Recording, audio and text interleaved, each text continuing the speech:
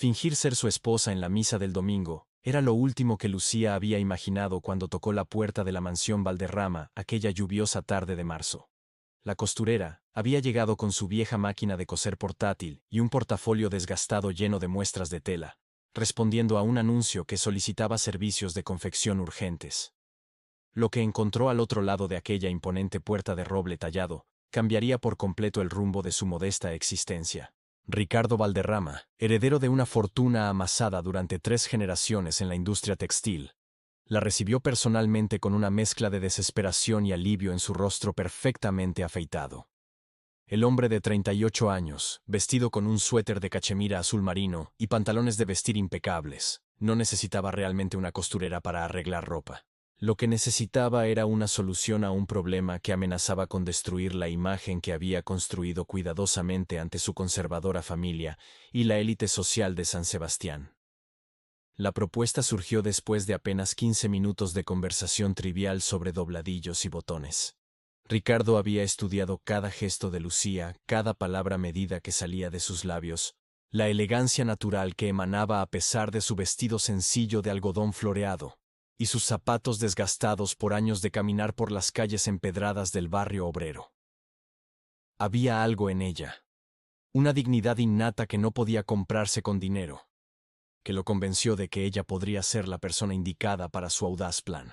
La joven de 27 años, con su cabello castaño recogido en una trenza simple y sus ojos color miel que reflejaban años de trabajo duro, escuchó incrédula mientras el millonario le explicaba su situación. Su abuela materna, doña Esperanza Montalvo, matriarca de la familia y dueña del 80% de las acciones de Industrias Valderrama, había impuesto una condición inamovible para que Ricardo pudiera asumir finalmente la presidencia de la empresa. Debía estar casado y demostrar estabilidad familiar antes de su 40º cumpleaños, que se acercaba en apenas 8 meses. El problema era que Ricardo había mentido. 6 meses atrás, durante una cena familiar particularmente tensa, donde su abuela había amenazado nuevamente con ceder el control de la empresa a su primo Sebastián, un hombre ambicioso y sin escrúpulos, Ricardo había inventado una esposa. En un momento de pánico y frustración, había fabricado la historia de Elena, una maestra de literatura que supuestamente había conocido en Buenos Aires durante un viaje de negocios con quien se había casado en una ceremonia íntima y privada. Durante meses, había alimentado la mentira con fotografías manipuladas digitalmente, cartas falsas y excusas elaboradas sobre por qué Elena nunca podía acompañarlo a los eventos familiares. La excusa había sido siempre la misma. Ella estaba terminando un importante proyecto educativo en Argentina y viajaría a España una vez completado. Pero el tiempo de las excusas se había agotado. Doña Esperanza, cuya salud se deterioraba rápidamente, había anunciado que asistiría a la misa dominical del próximo fin de semana en la capilla privada de la finca familiar, y exigía conocer finalmente a su nieta política antes de proceder con la transferencia de poderes empresariales. Lucía había permanecido en silencio durante toda la explicación, sus manos pequeñas y curtidas por las agujas descansando sobre su regazo, mientras procesaba la absurda propuesta. Ricardo le ofrecía una suma de dinero, que representaba más de lo que ella podría ganar en 5 años de trabajo constante, cosiendo vestidos de novia, arreglando trajes y confeccionando cortinas para las familias del vecindario. 50.000 euros por una sola actuación de 3 horas, más otros 50.000 si lograba convencer a la familia durante la comida posterior a la misa. La cifra era obscena, casi insultante en su generosidad, y precisamente por eso Lucía supo que el hombre frente a ella estaba verdaderamente desesperado. Con ese dinero podría pagar las deudas médicas de su padre enfermo de cáncer, sacar a su hermana menor de la fábrica donde trabajaba 16 horas diarias, y quizás, solo quizás, abrir el pequeño taller de costura con el que había soñado desde niña cuando su madre le enseñó a enhebrar su primera aguja. Pero había algo profundamente inquietante en todo aquello. Una sensación de peligro que Lucía no podía ignorar. No se trataba solo de mentir a una anciana enferma, aunque eso ya era suficientemente problemático desde el punto de vista moral. Era la facilidad con la que Ricardo hablaba de engaño y manipulación, la naturalidad con la que planeaba utilizar a otra persona como herramienta para conseguir lo que deseaba. Sin embargo, cuando Lucía observó más allá de la arrogancia superficial del millonario, detectó algo más en sus ojos grises, un profundo cansancio, el peso de expectativas imposibles y quizás enterrado muy hondo, un atisbo de vergüenza por lo que estaba pidiendo. Ricardo le explicó que había crecido bajo la sombra opresiva de un padre, que nunca consideró que fuera suficientemente fuerte para dirigir la empresa, y de una abuela que constantemente comparaba su carácter con el de los patriarcas anteriores. La presión de demostrar su valía lo había llevado a ese momento de desesperación, donde mentir parecía la única salida posible, ante la alternativa de ver décadas de trabajo y preparación evaporarse, porque no cumplía con el anticuado requisito matrimonial de doña Esperanza. La tarde se transformó en noche mientras Ricardo continuaba explicando los detalles de su plan. Lucía aprendería todo sobre la ficticia Elena, su supuesta historia familiar, sus gustos literarios, la manera en que supuestamente se habían conocido en una librería de Buenos Aires, sus opiniones sobre arte y cultura. Tendrían exactamente 5 días para construir una historia creíble y ensayar su papel hasta que cada gesto, cada mirada compartida pareciera auténtica. Ricardo había investigado meticulosamente los detalles, creando una biografía completa para su esposa imaginaria, y ahora necesitaba que Lucía diera vida a esa ficción. La joven costurera se encontró fascinada a pesar de sus reservas éticas, como si estuviera siendo invitada a protagonizar una obra de teatro donde los escenarios eran reales y las consecuencias podían cambiar vidas reales. Finalmente, cuando el reloj antiguo del estudio de Ricardo marcó las 9 de la noche, Lucía aceptó con una condición. Si en algún momento sentía que el engaño causaría un daño real a doña Esperanza, o a cualquier otra persona, tendría derecho a revelar la verdad sin importar las consecuencias. Ricardo aceptó sin vacilar, aunque ambos sabían que esa condición era tan frágil como el cristal, destinada a romperse bajo la presión de la realidad. Los siguientes 5 días transcurrieron en un torbellino de preparativos que transformaron la vida de Lucía, de maneras que jamás hubiera anticipado. Ricardo había insistido en que se mudara temporalmente a una de las habitaciones de huéspedes de la mansión Valderrama, argumentando que necesitaban tiempo completo para perfeccionar cada aspecto de su actuación, y que además, resultaría sospechoso que su supuesta esposa no viviera con él. La habitación que le asignaron era más grande que todo el apartamento de 2 ambientes que Lucía compartía con su padre y su hermana en el barrio de la Concepción, con ventanas que daban a un jardín privado, donde florecían rosales antiguos y jazmines que perfumaban el aire nocturno. La primera noche, Lucía apenas pudo dormir en la cama con dosel, acostumbrada como estaba al estrecho catre junto a su máquina de coser, donde frecuentemente se quedaba dormida con retazos de tela aún entre las manos. Despertó antes del amanecer con una sensación de irrealidad, preguntándose si no habría soñado toda la extraña propuesta, hasta que escuchó los pasos decididos de Ricardo en el corredor, y su voz firme llamándola para comenzar el entrenamiento. El proceso de transformación comenzó con el aspecto físico, aunque Ricardo insistió en que no quería cambiar fundamentalmente quién era Lucía, sino simplemente pulir su presentación natural. Una estilista llamada Mónica llegó aquella primera mañana con un arsenal de productos de belleza y un guardarropa cuidadosamente seleccionado que, según explicó Ricardo, pertenecía al estilo que él había descrito que tenía Elena durante estos meses de mentiras. Los vestidos eran elegantes pero discretos, en tonos tierra y azules profundos que complementaban la tez de Lucía sin resultar ostentosos. Exactamente el tipo de ropa que una maestra de literatura con buen gusto pero sin pretensiones excesivas elegiría. Mónica trabajó con el cabello castaño de Lucía, cortando apenas unos centímetros para darle forma, pero manteniendo la longitud, y enseñándole técnicas sencillas de maquillaje que realzaban sus facciones sin parecer artificiosas. Lo más difícil fue convencer a Lucía de aceptar un anillo de compromiso con un modesto diamante que Ricardo había comprado meses atrás como parte de su elaborada farsa, una joya que probablemente costaba más que todo lo que Lucía había poseído en su vida entera. Pero la verdadera transformación no era física, sino narrativa. Ricardo había creado un documento de 30 páginas, detallando cada aspecto de la vida de Elena, y esperaba que Lucía memorizara cada línea como si fuera un guión teatral. La ficticia Elena había nacido en Rosario, Argentina, hija de un profesor de filosofía fallecido, y una pianista retirada que ahora vivía en una residencia de ancianos en las afueras de Buenos Aires.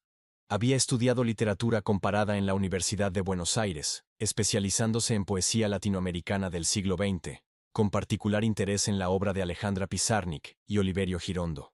Disfrutaba del tango pero no lo bailaba profesionalmente. Prefería el té al café, leía vorazmente todo lo relacionado con Gabriel García Márquez, y había heredado de su padre una colección de primeras ediciones de Jorge Luis Borges.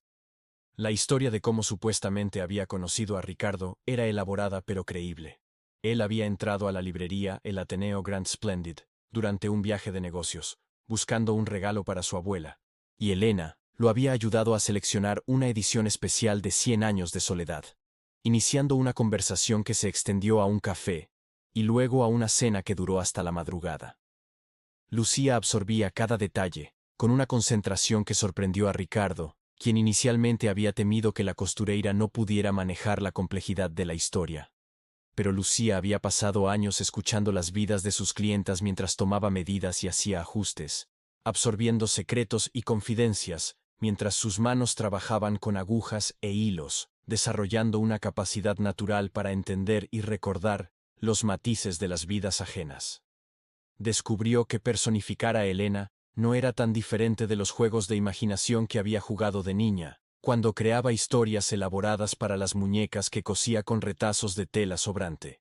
Sin embargo, había momentos en que la línea entre Lucía y Elena se volvía inquietantemente borrosa, especialmente cuando Ricardo insistía en que practicaran demostraciones físicas de afecto matrimonial. Cómo él colocaría su mano en la parte baja de su espalda al caminar. Cómo ella se inclinaría ligeramente hacia él cuando estuvieran sentados juntos. La manera natural en que sus dedos se entrelazarían durante la misa, como si lo hubieran hecho miles de veces antes. Durante las tardes, Ricardo la llevaba por los terrenos de la finca familiar, mostrándole cada rincón que necesitaría conocer como si realmente hubiera visitado el lugar en ocasiones anteriores. La capilla privada donde se celebraría la misa era una estructura del siglo XVIII con vitrales que proyectaban arcoíris de colores sobre los bancos de madera oscura cuando el sol de la tarde los atravesaba. El comedor principal, donde se serviría el almuerzo posterior, era una sala imponente con un techo de vigas expuestas y un largo mesa de roble que podía acomodar a 20 personas cómodamente. Los jardines se extendían por hectáreas, con senderos de grava que serpenteaban entre setos perfectamente podados y fuentes de piedra donde el agua murmuraba constantemente. Ricardo le contaba anécdotas de su infancia en cada lugar. El roble antiguo donde había construido una casa en el árbol que su padre consideró demasiado frívola para el heredero de la fortuna Valderrama. El invernadero donde su abuela cultivaba orquídeas raras y donde él se escondía cuando las expectativas familiares se volvían asfixiantes, el mirador desde donde se podía ver todo San Sebastián iluminándose al atardecer como un tapiz de luces doradas. En esos momentos de vulnerabilidad compartida, Lucía comenzó a ver más allá de la fachada del millonario desesperado. Ricardo era un hombre atrapado entre el peso de un legado que nunca había pedido, y el deseo genuino de demostrar que era capaz de honrar ese legado a su manera. Había dedicado 15 años de su vida a modernizar Industrias Valderrama, implementando prácticas laborales más justas, reduciendo el impacto ambiental de la producción textil y expandiendo la empresa a mercados internacionales, con una visión que su conservador padre jamás había poseído.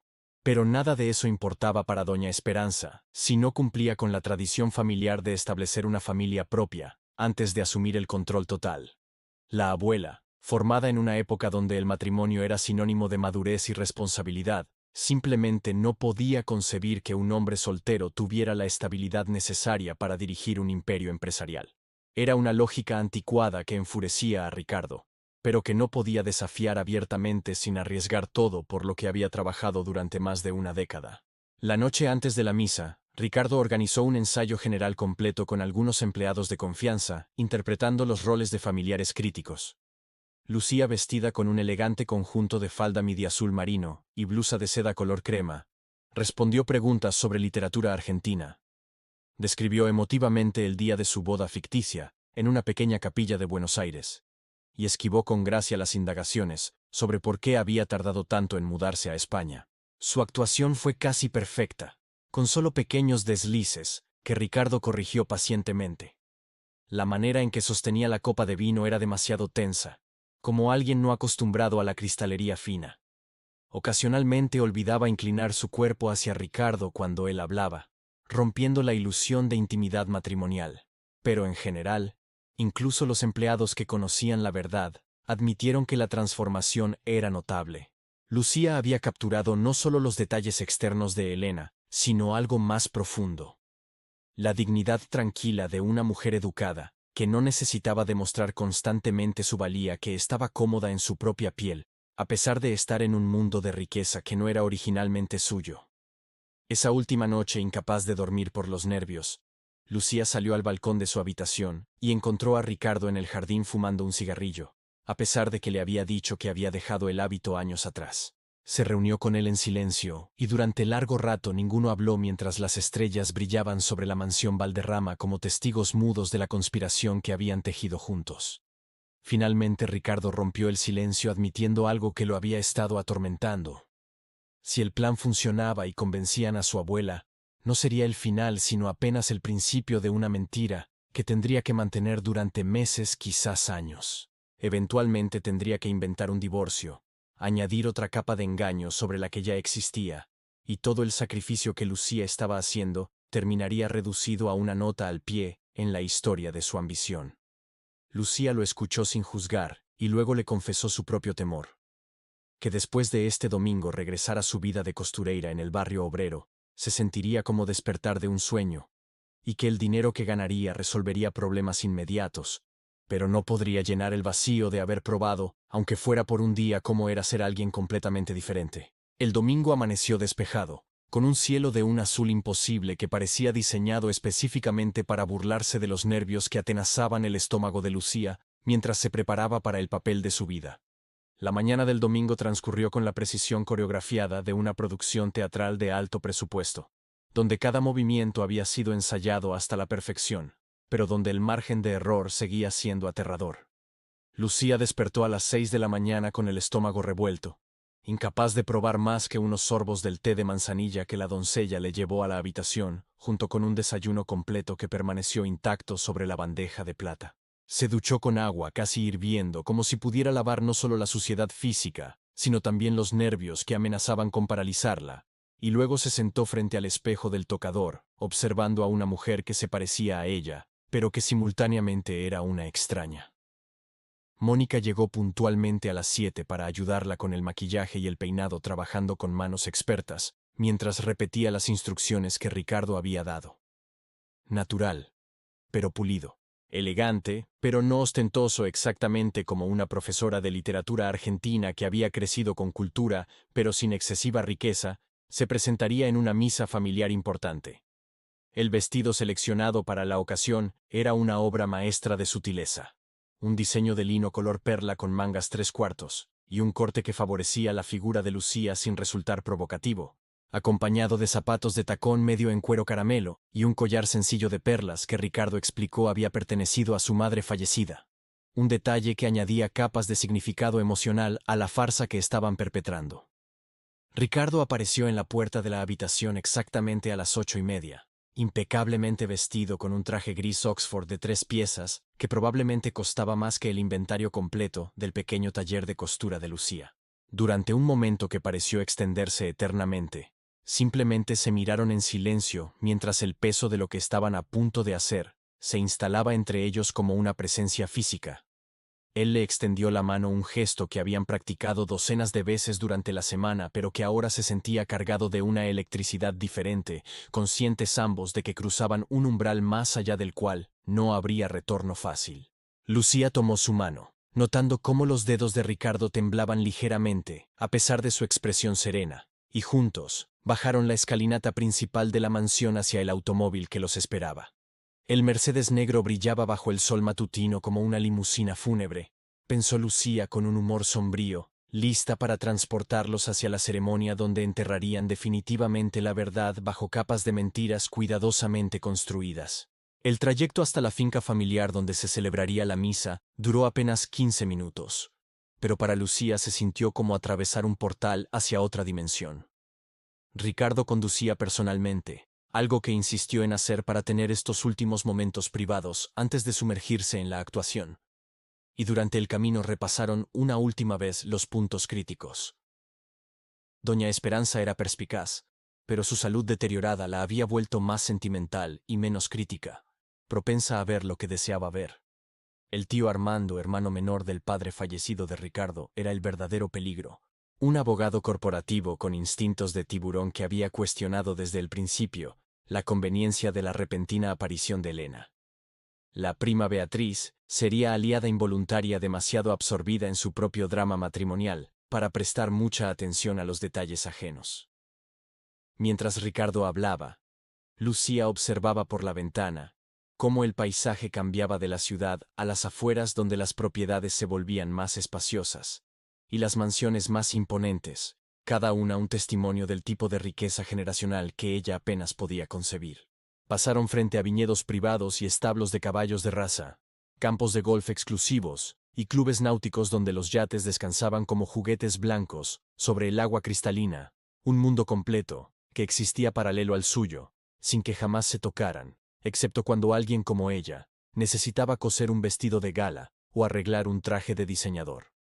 La finca de los Valderrama se anunciaba con un portón de hierro forjado que se abría automáticamente ante la aproximación del Mercedes, revelando una avenida bordeada de cipreses centenarios que conducía hacia la casa principal, una estructura de 3 pisos con fachada de piedra beige y techos de tejas rojas que habría sido perfectamente apropiada en la campiña toscana.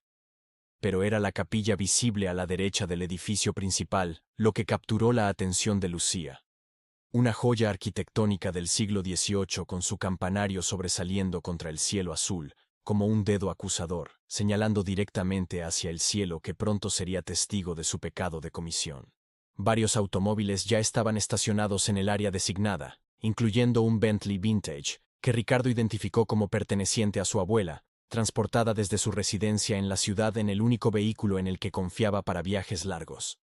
Las puertas de la capilla estaban abiertas de par en par, y Lucía podía escuchar el murmullo de voces en su interior, la familia reuniéndose antes del servicio, sin duda especulando sobre la misteriosa Elena, que finalmente haría su aparición después de meses de ausencias justificadas con excusas cada vez más elaboradas. Ricardo detuvo el automóvil, pero no salió inmediatamente, girándose hacia Lucía con una expresión que mezclaba gratitud, culpa y algo más que ella no pudo identificar completamente. Le agradeció nuevamente por hacer esto, por arriesgar su propia integridad para salvarlo de las consecuencias de sus mentiras, y le recordó que si en cualquier momento se sentía incómoda o insegura, tenía permiso absoluto para irse sin importar lo que eso significara para sus planes. Lucía asintió, aunque ambos sabían que era una oferta vacía. Ella ya había aceptado el dinero como adelanto, depositado en una cuenta bancaria nueva que había abierto específicamente para esta transacción. Y ese dinero ya estaba siendo utilizado para pagar la primera ronda de tratamientos de quimioterapia de su padre y para sacar a su hermana menor de la fábrica donde había estado destruyendo su salud durante los últimos 3 años. No había retroceso posible, no sin consecuencias devastadoras, y ambos lo sabían incluso si no lo verbalizaban. Finalmente, con un suspiro profundo que pareció salir desde lo más hondo de su ser, Ricardo salió del automóvil y rodeó hacia el lado del pasajero para abrir la puerta de Lucía, con el tipo de caballerosidad automática que probablemente había sido inculcada en él desde la infancia. El momento en que los pies de Lucía tocaron la grava del estacionamiento marcó el punto de no retorno. Ricardo tomó su mano entrelazando sus dedos con una familiaridad practicada que ahora debía parecer completamente natural, y juntos caminaron hacia la capilla, mientras las miradas curiosas de los familiares que esperaban afuera los seguían como reflectores en un escenario. La primera en acercarse fue una mujer de unos 50 años, con un vestido de seda color lavanda y perlas auténticas, que probablemente valían más que la casa completa, donde Lucía había crecido, quien se presentó como Isabel, prima segunda de Ricardo, y organizadora habitual de los eventos familiares. Sus ojos evaluaron a Lucía de arriba a abajo, con la velocidad de un escáner, tomando nota de cada detalle, desde el corte del vestido hasta el brillo del anillo de compromiso, buscando cualquier indicio de que esta mujer no estaba a la altura de los estándares Valderrama. Lucía respondió con una sonrisa cálida, pero reservada exactamente como habían ensayado, y se presentó con el acento argentino que había estado practicando durante una semana, hasta que sonaba natural en sus labios, agregando un comentario sobre lo hermosa que era la capilla que logró desarmar parcialmente la hostilidad inicial de Isabel. Pero el verdadero desafío llegó cuando cruzaron el umbral de la capilla, y Lucía vio por primera vez a doña Esperanza Montalvo de Valderrama. La matriarca estaba sentada en el banco del frente. una mujer de 83 años, cuya postura erguida desafiaba los estragos del cáncer que Ricardo había mencionado. La estaba consumiendo lentamente desde adentro. Su cabello blanco estaba perfectamente peinado en un moño elegante. Y vestía un traje sastre negro, con una blusa de encaje blanco que probablemente tenía décadas de antigüedad, pero que había sido mantenida en condiciones impecables. Cuando sus ojos todavía agudos a pesar de la edad se posaron sobre Lucía, la joven costurera sintió como si pudiera ver directamente a través de toda la mentira, como si esos ojos que habían presenciado casi un siglo de historia humana pudieran detectar la falsedad con solo una mirada. Ricardo guió a Lucía hacia el frente, y cuando llegaron ante su abuela, la anciana extendió una mano temblorosa pero firme, esperando que Lucía la tomara en el saludo tradicional, que incluía un beso respetuoso en el dorso de la mano arrugada, pero adornada con anillos que contaban historias de generaciones pasadas. Lucía ejecutó el saludo perfectamente, inclinándose con la mezcla exacta de respeto y calidez que una nieta política cariñosa, pero no excesivamente servil mostraría. Doña Esperanza la estudió durante lo que pareció una eternidad antes de hablar. Y cuando finalmente lo hizo, su voz tenía la cualidad áspera de alguien que ha vivido lo suficiente para no desperdiciar palabras en trivialidades. Le dijo a Lucía que había esperado mucho tiempo para conocerla, con un tono que podría interpretarse como reproche suave o simple declaración de hecho, y que esperaba que esta tardanza significara que el matrimonio era lo suficientemente sólido como para haber sobrevivido los desafíos de la distancia y la separación. Era una prueba inmediata, una trampa verbal diseñada para ver cómo respondería Lucía, y la joven sintió todos los ojos de la familia clavados en ella esperando su reacción. Respiró profundamente canalizando todo lo que había aprendido sobre Elena durante la semana de preparación y respondió con una honestidad cuidadosamente calibrada. Admitió que la separación había sido difícil, que hubo momentos en que cuestionó la decisión de permanecer en Argentina, mientras Ricardo establecía las bases de su vida compartida en España, pero que el amor genuino a veces requería sacrificios temporales, y que ahora finalmente reunidos, valoraba aún más lo que habían construido juntos.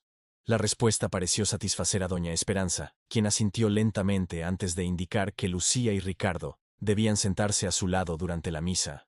Un honor que no pasó desapercibido para el resto de la familia y que estableció inmediatamente el estatus de Lucía como alguien que había recibido la aprobación provisional de la matriarca.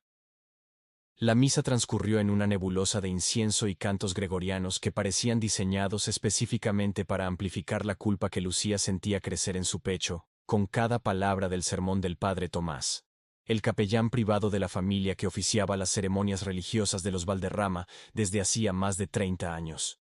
El anciano sacerdote había elegido como tema la importancia de la verdad y la honestidad en las relaciones familiares.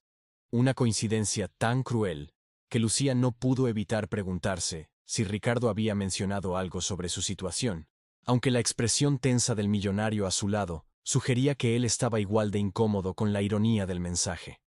Lucía mantenía la postura perfecta que habían ensayado. La espalda recta pero no rígida, las manos descansando suavemente sobre su regazo, excepto cuando necesitaba responder a los rituales de la misa, la cabeza inclinada en el ángulo exacto que sugería devoción, sin parecer excesivamente piadosa. Podía sentir los ojos de doña Esperanza sobre ella periódicamente, evaluando cada gesto, cada respuesta murmurada, buscando las grietas en la fachada que confirmarían o disiparían sus sospechas sobre esta mujer argentina, que había aparecido tan convenientemente en la vida de su nieto. Durante la comunión, cuando la familia se levantó para formar una fila hacia el altar, Ricardo tomó la mano de Lucía con una presión que transmitía tanto advertencia como apoyo. Habían discutido este momento específicamente. Lucía no era católica practicante, algo que Elena supuestamente tampoco era según la biografía fabricada, por lo que permanecería sentada mientras Ricardo recibía la hostia. Era un detalle pequeño pero significativo, el tipo de autenticidad que hacía que una mentira fuera creíble. Alguien que intentara demasiado encajar habría seguido a la familia sin cuestionar, pero una mujer real con sus propias creencias y límites se quedaría atrás sin avergonzarse de ello. Mientras Ricardo se alejaba hacia el altar, Lucía se encontró sola en el banco junto a doña Esperanza, quien sorprendentemente también había decidido permanecer sentada, probablemente debido a su condición de salud.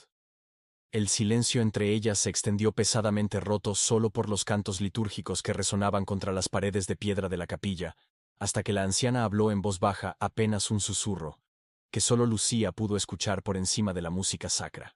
Doña Esperanza le preguntó directamente si amaba a su nieto, sin preámbulos ni cortesías diplomáticas, con la franqueza brutal de alguien que sabe que le queda poco tiempo en este mundo y que no puede darse el lujo de rodeos innecesarios.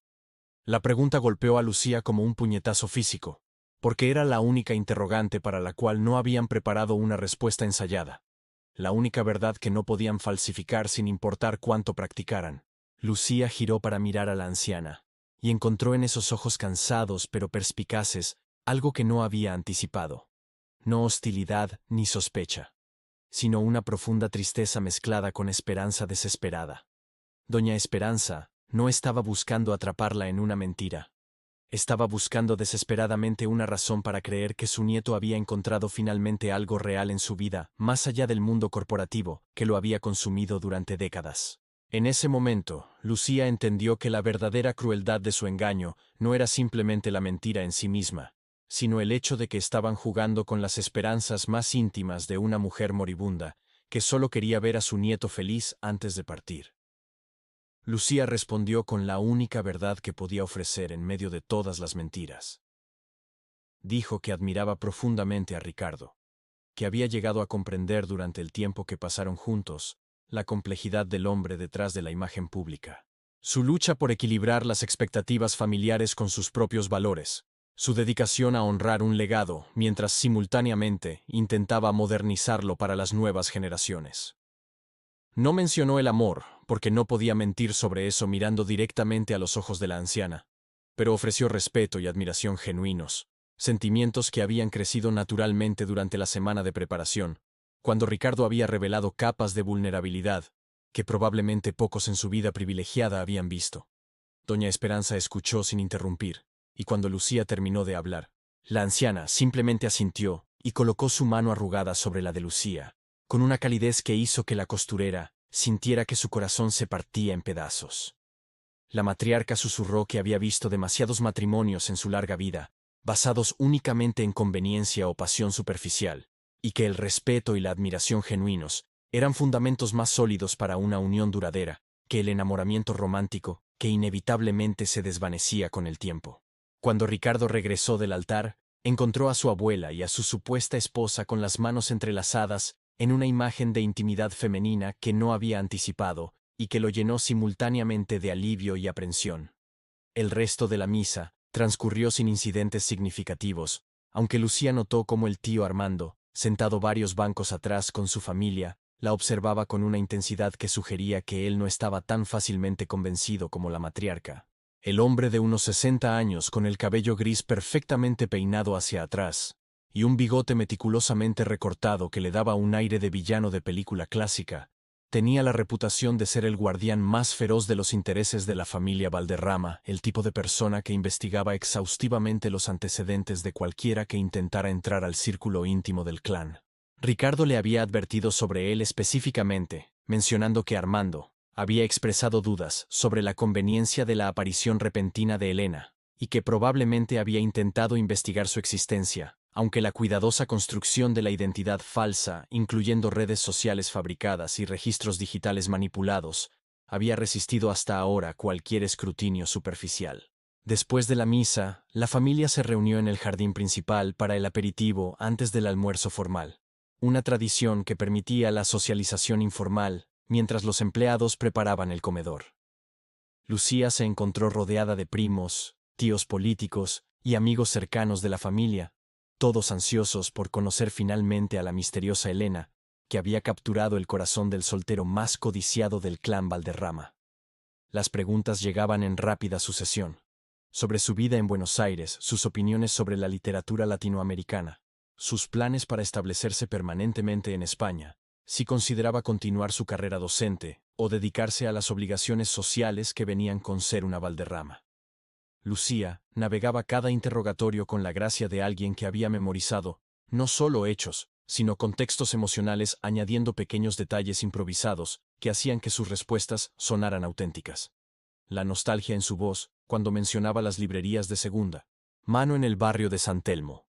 La manera en que sus ojos se iluminaban al hablar sobre los estudiantes que había enseñado en escuelas públicas argentinas.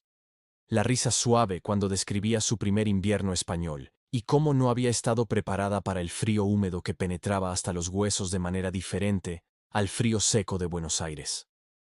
Ricardo permanecía a su lado como una presencia constante pero no sofocante, interviniendo ocasionalmente con anécdotas que complementaban las historias de Lucía y reforzaban la narrativa de su supuesta relación.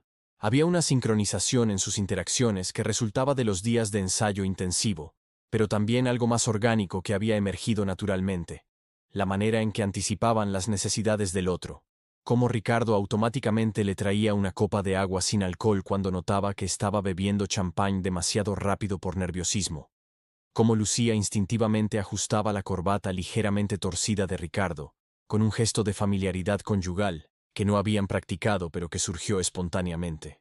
Estos pequeños momentos no ensayados eran paradójicamente los que más convencían a los observadores, porque contenían el tipo de intimidad inconsciente que no puede fabricarse completamente sin importar cuánto se practique. La prima Beatriz, una mujer de 35 años, con 3 hijos pequeños y un marido ausente que trabajaba constantemente, observó a Lucía con una mezcla de envidia y aprobación, comentando en voz alta que era refrescante ver a Ricardo finalmente con alguien que parecía genuinamente interesada en él como persona en lugar de en su cuenta bancaria. Pero fue durante el almuerzo formal, cuando ocurrió el momento más peligroso de todo el día. La mesa larga del comedor principal estaba dispuesta con cristalería antigua y porcelana china, que probablemente tenía más años que la bisabuela de Lucía, con arreglos florales elaborados, que perfumaban el aire con aroma a rosas y lirios. Los asientos habían sido asignados cuidadosamente por Isabel, quien como organizadora del evento, había colocado estratégicamente a Lucía entre Ricardo y doña Esperanza, asegurando que la matriarca pudiera continuar su evaluación de cerca. El primer plato fue una sopa de calabaza con trufa que Lucía comió con la etiqueta apropiada que Mónica le había enseñado durante la semana de preparación. Cucharadas desde el centro del plato hacia afuera, sin soplar para enfriar sin hacer ruido al sorber.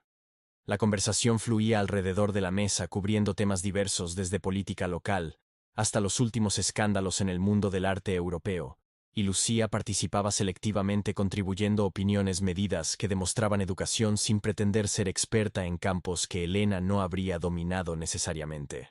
Todo procedía según el plan hasta que el tío Armando, quien había permanecido inusualmente silencioso durante la mayor parte de la comida, decidió lanzar su ataque. Con el plato principal ya servido, un cordero asado con hierbas que llenaba el comedor con su aroma tentador. El abogado corporativo limpió sus labios con la servilleta de lino y se dirigió directamente a Lucía con una pregunta que cortó todas las demás conversaciones como un cuchillo. Le pidió que describiera exactamente cómo había sido la ceremonia de boda en Buenos Aires, mencionando casualmente que él había intentado localizar los registros matrimoniales en Argentina sin éxito, y que encontraba particularmente intrigante que no existiera documentación oficial de un evento que supuestamente había ocurrido hacía casi un año. El silencio que siguió fue absoluto. Cada persona en la mesa congelada en medio de sus acciones.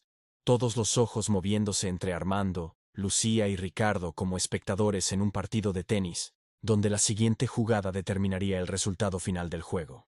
El corazón de Lucía latía tan fuerte que estaba segura de que todos en la mesa podían escucharlo, un tambor acusador, que marcaba el ritmo de su pánico creciente, mientras los segundos se estiraban como horas bajo el escrutinio colectivo de la familia Valderrama. Podía sentir la tensión emanando de Ricardo a su lado, la rigidez repentina en sus hombros que traicionaba el terror que se escondía detrás de su expresión cuidadosamente neutral. Pero fue precisamente en ese momento de crisis cuando algo inesperado sucedió dentro de Lucía. En lugar de desmoronarse bajo la presión, sintió una claridad extraña descender sobre ella, como si todos los años de navegar situaciones difíciles como costurera pobre en un mundo que constantemente la subestimaba, hubieran sido preparación para exactamente este instante. Tomó un sorbo de agua con una calma deliberada, dándose tiempo para pensar mientras mantenía contacto visual con Armando, negándose a mostrar la intimidación que él esperaba provocar con su acusación apenas velada.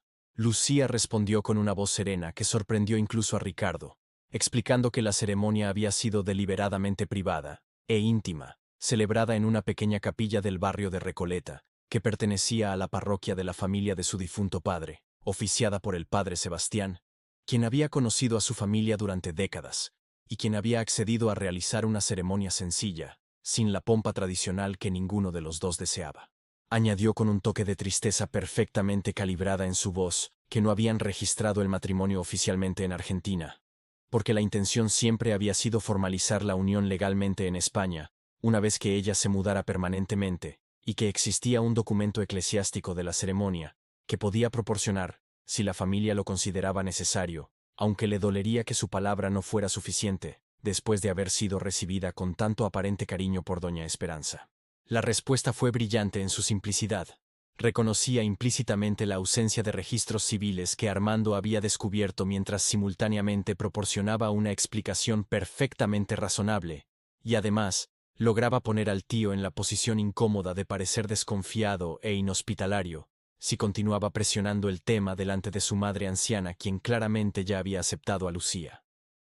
Doña Esperanza intervino antes de que Armando pudiera formular una respuesta, su voz conteniendo un filo de acero que recordaba a todos por qué había sido ella quien había mantenido unida a la familia durante décadas después de la muerte de su esposo.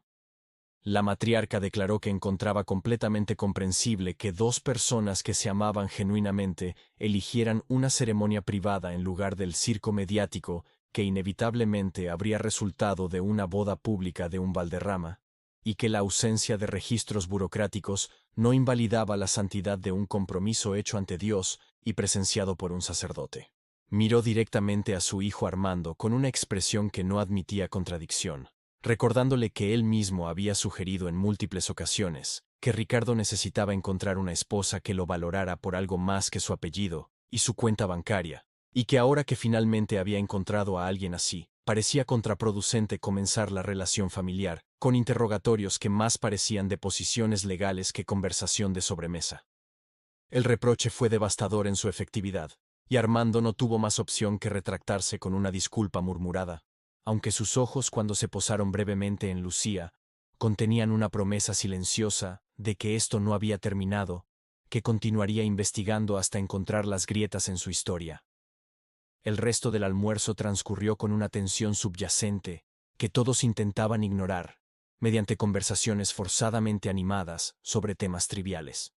Lucía encontró que su apetito había desaparecido completamente, pero forzó cada bocado del cordero asado y las verduras glaseadas, consciente de que dejar comida en el plato podría interpretarse como nerviosismo o malestar. Ricardo había recuperado su compostura superficial, pero ella podía sentir la vibración de ansiedad que emanaba de él, la manera en que su pierna derecha temblaba casi imperceptiblemente bajo la mesa, un tic nervioso que probablemente nadie más notaba, pero que Lucía había aprendido a reconocer durante su semana de ensayos intensivos. Cuando finalmente sirvieron el postre, un flan de caramelo con crema que normalmente Lucía habría devorado con placer, tuvo que concentrarse intensamente para no sentir náuseas con cada cucharada dulce que se llevaba a la boca. La conversación había derivado hacia los planes futuros de la pareja con varios familiares, ofreciendo sugerencias sobre dónde deberían vivir, qué tipo de eventos sociales deberían comenzar a frecuentar, incluso comentarios sobre cuándo esperaban que llegaran los primeros nietos Valderrama de esta unión. Cada palabra sobre el futuro era como una puñalada para Lucía, quien estaba dolorosamente consciente de que todo esto era temporal, una obra de teatro que tendría que llegar a su final inevitable, cuando Ricardo eventualmente anunciara un divorcio ficticio de una mujer ficticia. Se preguntó cómo sería para estas personas cuando eso sucediera, si doña Esperanza seguiría viva para presenciar el supuesto fracaso del matrimonio que hoy había defendido tan ferozmente, si sentirían lástima por Ricardo, o si algunos como Armando comenzarían a sospechar retroactivamente que todo había sido una elaborada farsa desde el principio. La culpa que había estado manteniéndose al margen de su conciencia durante toda la semana de preparación ahora la golpeaba con fuerza total, una ola asfixiante que amenazaba con ahogarla mientras sonreía y asentía a los planes que nunca se materializarían, a los futuros que nunca existirían. Miró a Ricardo y se preguntó si él sentía el mismo peso aplastante de lo que habían hecho, o si años de navegar el mundo corporativo, donde la manipulación y la estrategia eran moneda corriente, lo habían inmunizado contra este tipo de remordimiento moral.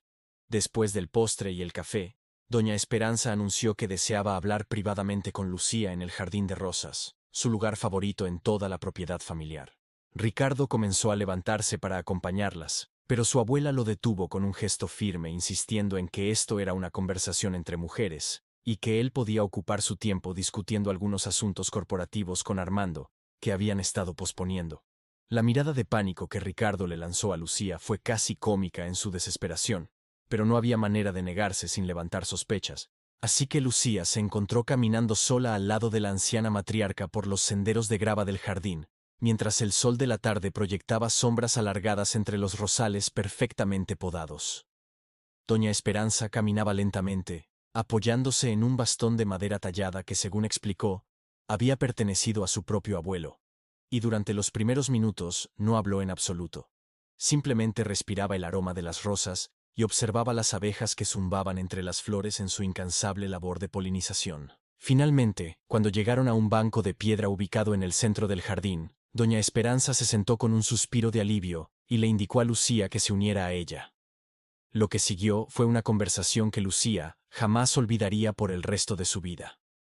La anciana comenzó hablando sobre su propio matrimonio, celebrado cuando tenía apenas 19 años, con un hombre 30 años mayor que ella. Había sido elegido por su familia, sin consultarle sus preferencias o sentimientos.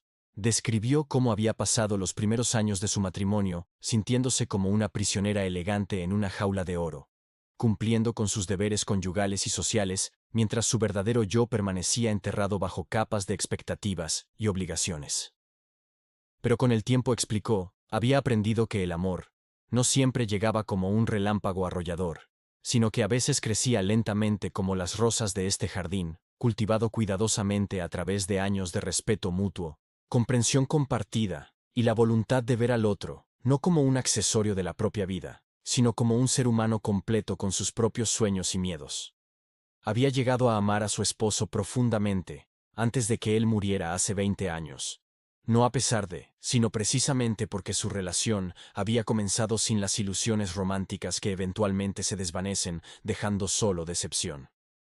Doña Esperanza entonces giró para mirar directamente a Lucía, con esos ojos que habían visto demasiado para ser engañados fácilmente, y le preguntó si ella y Ricardo tenían ese tipo de fundamento sólido, ese respeto y comprensión mutuos, que podrían sostener un matrimonio a través de las inevitables tormentas que la vida traería. Lucía sintió las lágrimas picando en sus ojos, porque la pregunta era imposible de responder honestamente, sin destruir todo, y sin embargo mentir directamente a esta mujer extraordinaria, que había compartido su propia historia, con tanta vulnerabilidad, se sentía como una traición imperdonable. Encontró un camino intermedio, una verdad parcial, que no era completamente mentira. Le dijo a doña Esperanza que su relación con Ricardo era compleja, que habían llegado juntos a través de circunstancias inusuales, y que estaban aprendiendo a navegar un mundo que era nuevo para ambos, en diferentes maneras, pero que sí creía genuinamente que existía un respeto fundamental entre ellos, y una comprensión creciente de las luchas que cada uno enfrentaba. No mencionó el amor porque no podía, pero ofreció respeto y admiración nuevamente, y esta vez añadió gratitud por la manera en que Ricardo la había tratado con dignidad, incluso cuando habría sido más fácil simplemente usar su necesidad económica sin considerar sus sentimientos. La anciana escuchó con atención absoluta, y cuando Lucía terminó de hablar, permaneció en silencio durante largo rato mientras las sombras de la tarde se alargaban aún más y el aire comenzaba a enfriarse con la promesa del anochecer. Finalmente, doña Esperanza habló con una voz que temblaba ligeramente con emoción, o quizás simplemente con el cansancio de su enfermedad. Le dijo a Lucía que había algo en ella, una calidad de honestidad fundamental, a pesar de las palabras cuidadosas que le recordaba a sí misma cuando era joven. Admitió que no era tonta, que había vivido demasiado tiempo para no reconocer cuando algo no era exactamente como se presentaba, pero que también había aprendido que la vida rara vez era tan simple como verdad absoluta versus mentira absoluta, que existían zonas grises donde las personas hacían lo mejor que podían, con las circunstancias imposibles que se les presentaban. Le hizo prometer a Lucía solo una cosa: que sin importar qué secretos pudieran existir entre ella y Ricardo, que tratara a su nieto con bondad, porque él había crecido en un mundo que lo había endurecido prematuramente y necesitaba desesperadamente a alguien que pudiera ver más allá de la armadura que había construido alrededor de su corazón.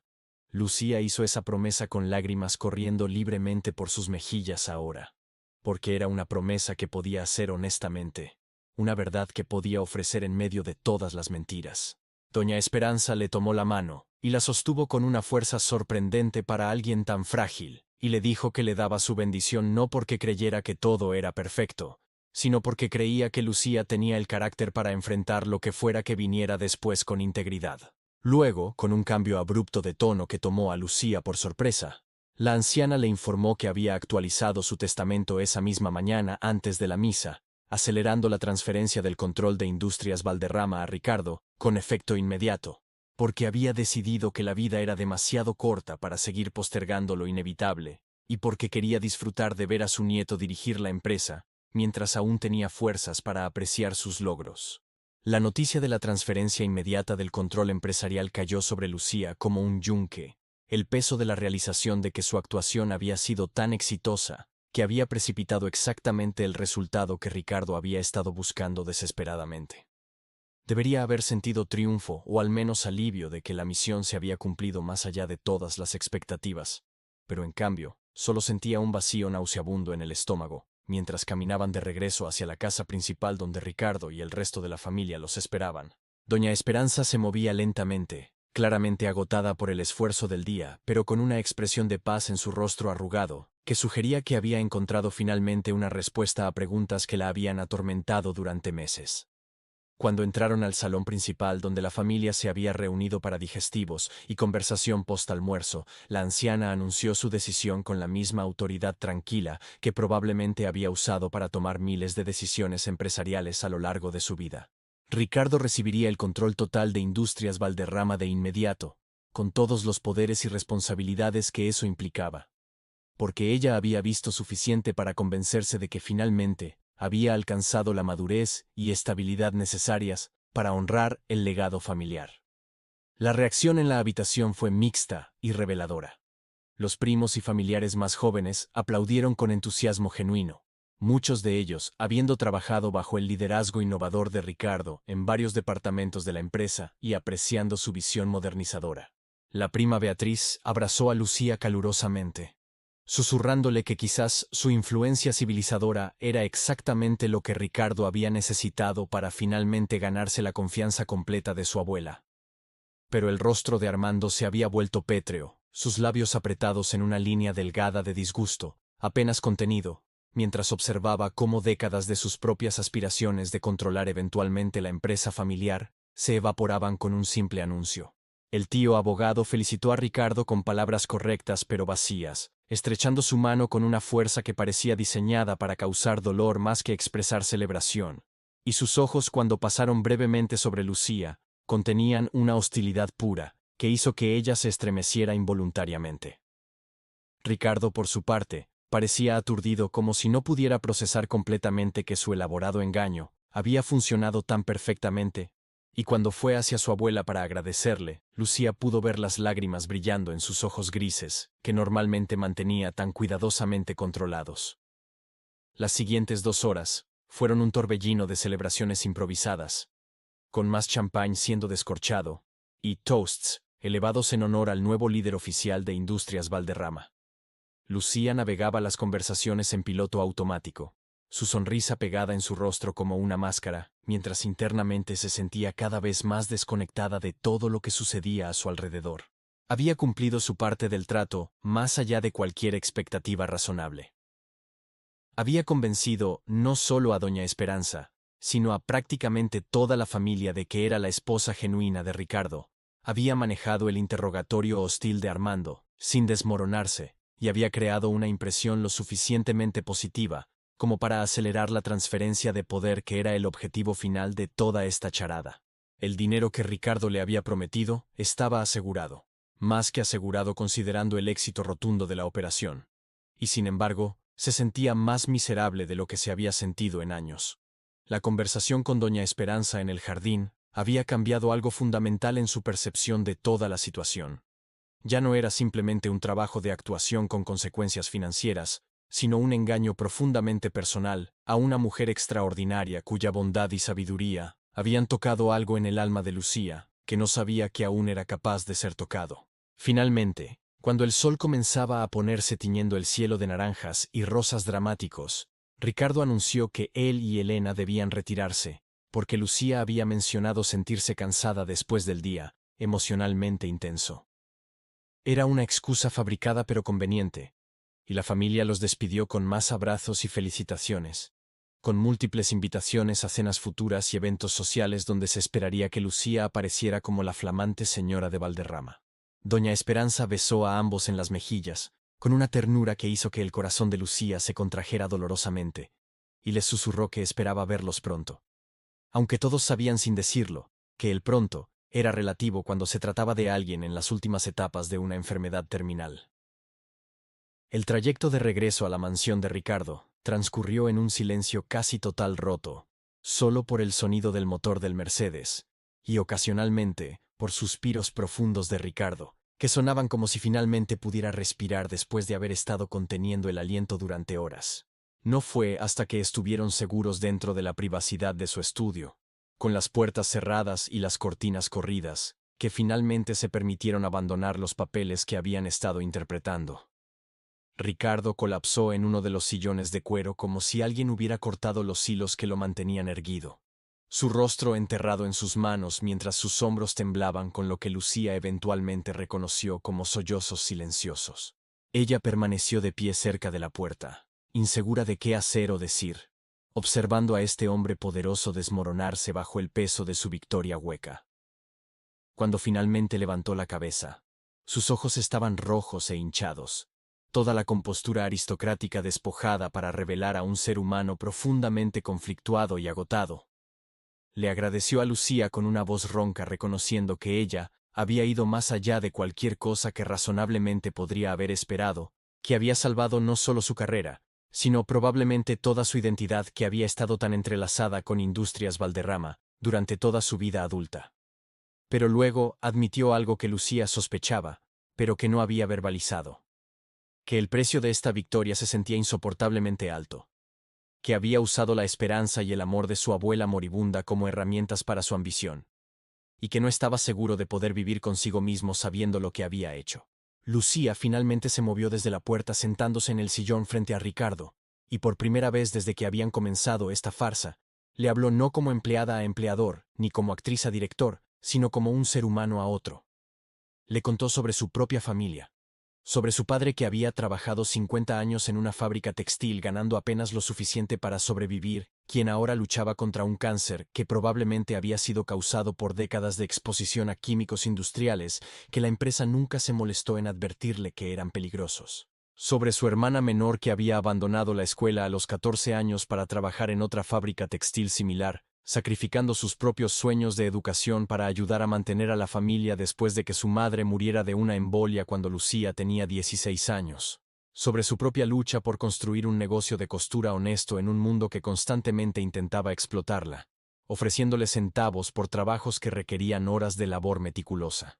Le explicó que había aceptado su propuesta no solo por desesperación financiera, aunque esa había sido ciertamente un factor, sino porque parte de ella quería entender cómo era el otro lado. Quería experimentar, aunque fuera temporalmente, cómo vivían las personas que nunca tenían que preocuparse por pagar el alquiler, o comprar medicinas, o decidir entre comer o mantener las luces encendidas. Pero lo que había descubierto durante esta semana, le dijo a Ricardo con una honestidad brutal, era que la riqueza no inmunizaba a nadie contra el sufrimiento, que simplemente cambiaba la forma del dolor de supervivencia física a tortura psicológica de expectativas imposibles y roles que debían interpretarse constantemente.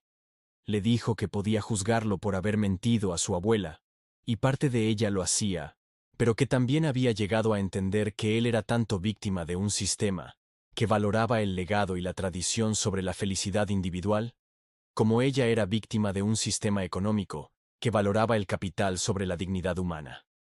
Ninguno de ellos tenía manos completamente limpias. Ella había aceptado dinero para perpetrar un engaño. Él había orquestado ese engaño en primer lugar. Y ambos tendrían que encontrar maneras de vivir con las consecuencias de sus elecciones. Pero Lucía también le recordó la promesa que le había hecho a doña Esperanza en el jardín. Tratarlo con bondad sin importar los secretos que existieran entre ellos. Y parte de esa bondad, insistió, era no permitirle hundirse en la autoflagelación improductiva cuando tenía el poder y los recursos para honrar el espíritu, sino la letra de lo que su abuela había esperado de él. Ricardo la escuchó sin interrumpir, y cuando Lucía terminó de hablar, se produjo un largo silencio durante el cual ambos simplemente existieron, en el espacio compartido de su complicidad mutua. Finalmente, Ricardo le preguntó qué haría ella en su posición. ¿Cómo podría posiblemente transformar esta mentira en algo que no fuera completamente destructivo? Lucía pensó cuidadosamente antes de responder, y luego sugirió algo que claramente no había considerado. Que usara su nuevo poder en Industrias Valderrama, para implementar cambios reales que mejoraran las vidas de trabajadores, como su padre y su hermana, que transformara la empresa de una que priorizaba ganancias a cualquier costo, en una que demostrara que era posible ser tanto rentable como éticamente responsable. No podía deshacer la mentira que había contado a su abuela, pero podía honrar la fe que ella había depositado en él, convirtiéndose en el tipo de líder que merecía esa confianza, no a través de farsa matrimonial, sino a través de acciones concretas que demostraran madurez y estabilidad moral genuinas. Y en cuanto al eventual divorcio ficticio que tendría que anunciar, sugirió que lo pospusiera tanto como fuera posible, que permitiera que doña Esperanza viviera sus últimos meses o años, creyendo que su nieto había encontrado felicidad, un regalo final de paz mental, que costaba relativamente poco dar. La propuesta de Lucía parecía llegar a Ricardo en niveles que él no había anticipado, y por primera vez desde que se habían conocido, ella vio algo parecido a esperanza genuina reemplazando la desesperación en sus ojos. Se levantó del sillón y caminó hacia la ventana, mirando hacia el jardín oscurecido, donde las luces automáticas se habían encendido, creando islas de luminosidad entre las sombras. Después de varios minutos de silencio contemplativo, giró hacia Lucía y le hizo una pregunta que ella definitivamente no había anticipado. ¿Qué pensaría sobre extender su arreglo más allá de la actuación única que habían acordado originalmente, no como empleada interpretando un papel, sino como socia en algo más complejo y potencialmente transformador? Le explicó que tenía una visión para Industrias Valderrama, que iba más allá de simplemente heredar el control. Una visión que incluía crear programas de capacitación para trabajadores, implementar estándares de salud y seguridad más rigurosos, establecer fondos de educación para hijos de empleados, básicamente revolucionar la manera en que una empresa textil tradicional trataba a su fuerza laboral. Pero necesitaba a alguien que entendiera realmente ese mundo desde adentro, a alguien que hubiera vivido las luchas de los trabajadores y que pudiera asesorarlo para asegurar que sus iniciativas no fueran simplemente gestos superficiales diseñados para buena prensa, sino cambios sustantivos que realmente importaran. Lucía procesó la propuesta con una mezcla de escepticismo y curiosidad. Le preguntó directamente qué ganaría ella con esto más allá del pago que ya habían acordado, porque había aprendido durante sus años de trabajo duro que nadie en la clase de Ricardo ofrecía oportunidades sin esperar algo a cambio. Él fue honesto.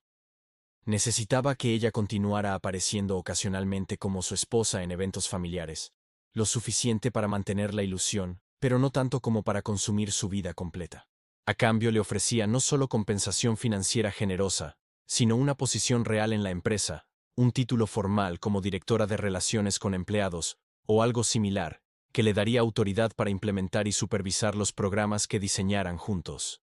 Sería riesgoso, admitió, porque personas como Armando definitivamente cuestionarían sus calificaciones y buscarían cualquier oportunidad para desacreditarla, pero él estaba dispuesto a arriesgarse, porque genuinamente creía, después de esta semana, que ella tenía la inteligencia, la integridad y la comprensión necesarias para ayudarlo a navegar este territorio desconocido de liderazgo empresarial ético. La oferta era tentadora de maneras que Lucía no quería admitir completamente. Significaría abandonar su pequeño negocio de costura, el trabajo que había construido con sus propias manos durante años, pero también significaría tener recursos para ayudar no solo a su propia familia, sino potencialmente a cientos o miles de trabajadores atrapados en el mismo tipo de explotación que había marcado su vida. Significaría vivir una mentira prolongada, manteniendo la farsa del matrimonio ante la familia Valderrama y eventualmente ante círculos sociales más amplios, pero también significaría tener un asiento en la mesa donde se tomaban decisiones que afectaban vidas reales.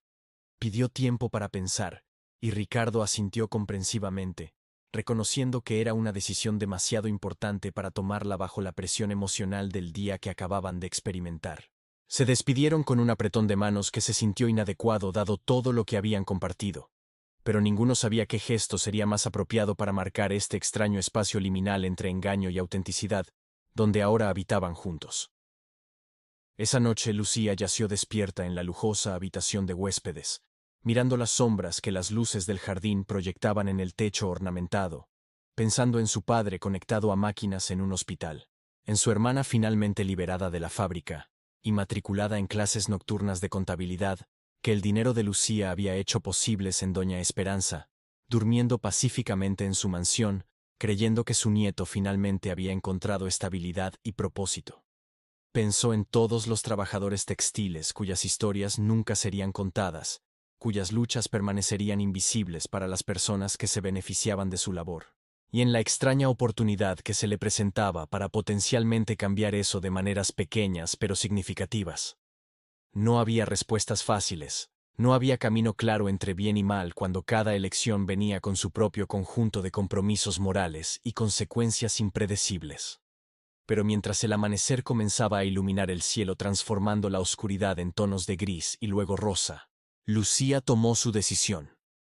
Aceptaría la propuesta extendida de Ricardo, no porque creyera que podía redimir el engaño fundamental en el corazón de su arreglo, sino porque había aprendido durante su vida de pobreza, que esperar la pureza moral perfecta antes de actuar significaba nunca actuar en absoluto, y que a veces hacer el bien requería ensuciarse las manos en las zonas grises complicadas, donde la mayoría de la vida humana realmente transcurría.